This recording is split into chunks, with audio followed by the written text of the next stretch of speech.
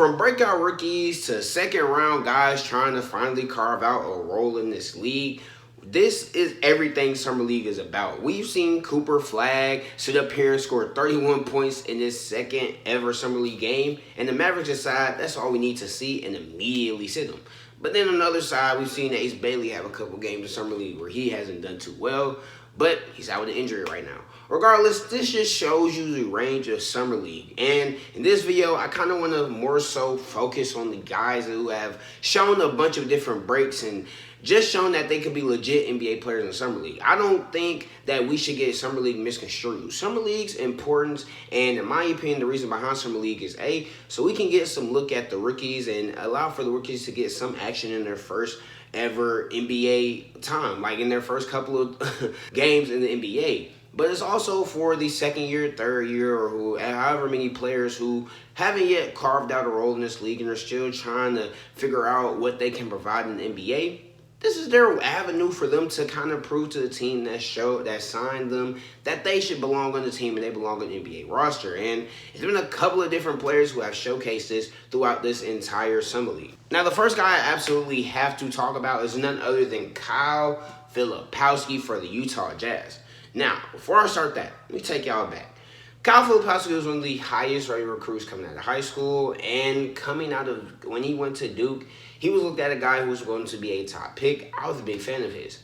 But then you had some things come out around the time he was drafted about some of his relations with, some personal business that came out that alluded to the fact as to why he would be struggling and why certain things didn't go the way they went for him at Duke. And he plays his rookie season, and let's just say it wasn't a very good rookie season for the young guy. You know what I'm saying? It wasn't very encouraging, and a lot of people were starting to pull out some of their stock in Kyle Filipowski.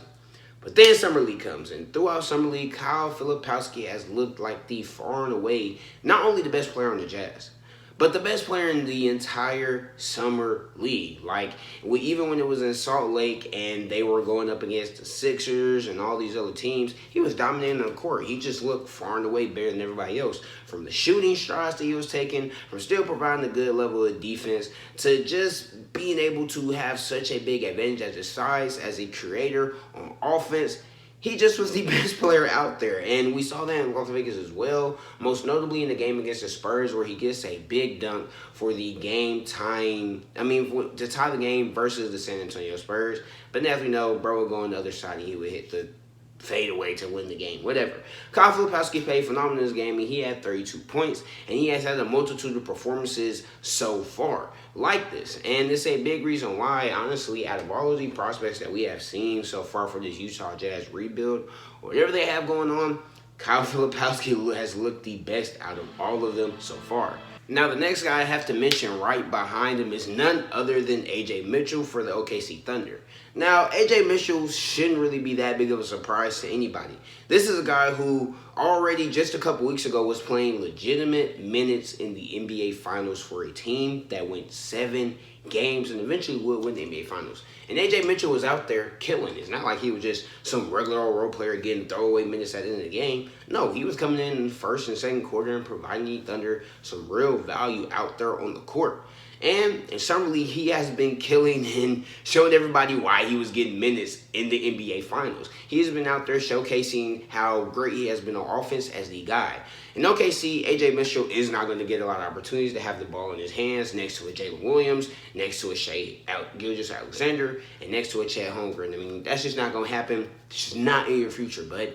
But in the Summer League, he gets to kind of not only expand his game and try some new things, but he gets a chance as the guy, which I'm not against, because it gets to give you or guys like him an opportunity who, when the ball is in their hands and they get in a real NBA game, they're not just kind of frozen. They're not stuck. They kind of have some idea of what they can do, and it really aids in their development as players, because now, okay, you have the ball in your hand. You're getting looks from this defense a certain way. Now you know what a guy like Shea has to do, what a guy like Jalen Williams has to go through. Now you get to see the type of things and type of looks that they're getting. So maybe that can help you as a supporting role player, because you're thinking, oh, so maybe if I did this when they're on the ball, because I know this is coming, this is how I can move, and that's just how stuff goes. That is what's able to go through your mind. And for a guy like A.J. Mitchell, that could be crucial to their development as they continue to build and try to retool this roster, because as the years go on and with the extensions they just gave these guys, You're going to need these role players to come in and provide some value and be able to seamlessly replace a Caruso or Isaiah Hartenstein. Like all these different guys that they played, you're going to need a guy like AJ Mitchell to be able to step up and make these guys very expendable in the future. And he's been showcasing that so far, as he has been very impressive for the OKC Thunder. And he's one of those guys who belongs in the Too Good for Summer League list. Now, I have to highlight some of the young guys or younger guys who have been playing well in the Summer League. The obvious one has been Cooper Flagg in his first game versus the Lakers. He went up against Bronny, who has been playing good as well, but I'll talk about him more later. And Cooper Flagg was out there struggling, like 5 for 21 from the field. He only scored like 21 points total. But for me, it wasn't very discouraging. I really like his shot value. Now, I know you're saying 5 for 21. Why would you like the shot value? Listen, for a guy like Coop, who is number 1 overall pick, looked at and called by some people a generational talent, what I like to see is the aggressiveness and the ability to not get discouraged. Yes, it might not be your night, you might not be making all your shots, but the ability to still take them, still try to get to your spots and not allow that to discourage you from being who you are and, just showcasing off your talent is very promising. And you see that in the next game where he puts up 31 points on 50% shooting and he gets shut down. We got to see him showcase everything: his scoring ability, his versatility, his ability to score not only in the mid-range from the three, but also going downhill and scoring on people regardless of who was in front of him. And yes, you had some guys who gave him a little bit of trouble, but he's young, he's a rookie, he has things he needs to work on. But he was balling definitely in this short time in Summer League. Now, speaking of people who are shutting people down, have to bring up Carter Bryant of the San Antonio Spurs as well. He was the guy who gave Coop real issues. 3 for 12 from the field when guarded by Carter Bryant. Who would have known that one of the best defensive prospects in this entire draft was going to shut down one of the best players in the NBA in this entire draft? Maybe me. But anyways, Carter Bryant definitely was showing up, and he has been phenomenal for the Spurs this Summer League season, just showcasing how great he is on defense, with communicating, with his versatility, with his just ability to see things before they happen. Like, there is one play where the dude is coming down the court. He has Carter Bryant beat, and then he goes up and he throws a lob, and Carter Bryant recognizes this and goes and blocked the lob. Like, that's next level stuff that you don't typically see from a rookie, and that is very encouraging. Another guy who's been very encouraging rookie for their young team has been none other than my guy, Trey Johnson. Let's go, Trey. Trey Johnson for the Washington Wizards, who, let's go Wizards FC, stand up. He has been very nice and very encouraging as a young player, just showing everything that we knew. He's one of the best scorers. He's been shooting. Like, he's one of those dudes when every time he shoots, you really do think it's going to go in. He's showcasing that he's really good with the ball in his hands when it comes to creating shot for his own, and showing some of those playmaking chops that make you think, or why I was so high on him, make you think that he could become a star in this league one day. And then just to finish out some other guys who I think deserve some recognition is none other than Bronny James. Listen, I was one of the guys when coming out of USC, I was a fan of Bronny James. Yes, I know Bronny James, he was not the most highly touted guy. His college experience wasn't the best. He didn't really have the best stats. But one thing that was very clear with Bronny was that he was a legit NBA player. Yes, he is the son of LeBron James. Okay, cool. But he had some real intangibles or skills that could translate over to the NBA. He's very athletic. He has a nice jump shot. He was a reliable shooter. And he is an elite defensive player. Just the way he moves his feet, he's able to telegraph moves. When I watched him, he reminded me of like a Marcus Smart or Drew Holiday, one of just those very more stocky guards who could just stay in front of a guy and force turnovers and make their life uncomfortable. And he has been showcasing that in the Summer League, and he looked better than their other rookie, Dalton Connect, who, Dalton looked like he was a second-round pick in the draft last year right now, and Bronny has been balling out, being one of the primary ball handlers for the Lakers when he's out there, and just doing his thing. Like, just has been one of the most impressive stories throughout the entirety of Summer League. Same thing goes for Kobe Bray of the Phoenix Suns. Kobe Bray has looked very impressive, and he looks a little bit like a Devin Booker clone, but it is what it is.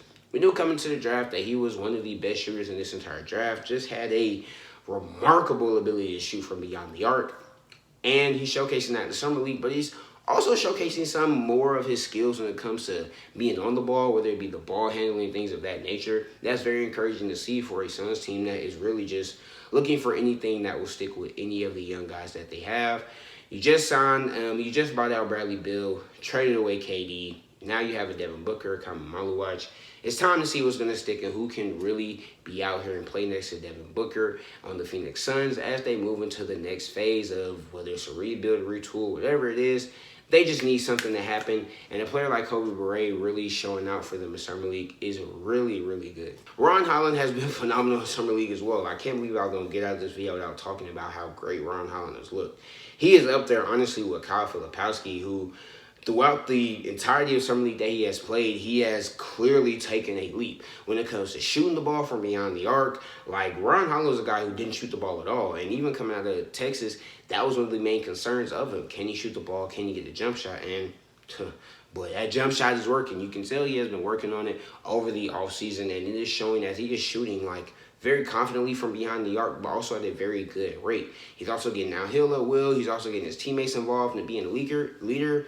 He's just doing all the things that you love to see from a guy who in his second year is a very pivotal second year for him and the Pistons, who are looking to see more what they have internally to develop. They didn't really make too many moves. They lost some Malik Beasley. They lost Dennis Schroeder. So you're just trying to figure out what you have on this roster. And a guy like Ron Holland showing these strides in Summer League is very, very promising. Now, honestly, that is really all I have. I mean, guys like Reed Sheppard have been shown out as well, but he has been shut down too, so I didn't really want to talk about him too much.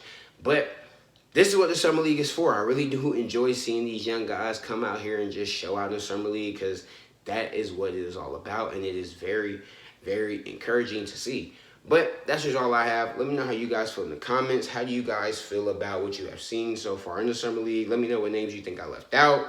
Let me know how you feel about your team's overall performance in Summer League. You know, are you feeling good? Are you feeling bad? It don't matter. Make sure you leave it down below. Make sure you like this video. Subscribe to the channel as well. That's all I have for now. Till next time, peace.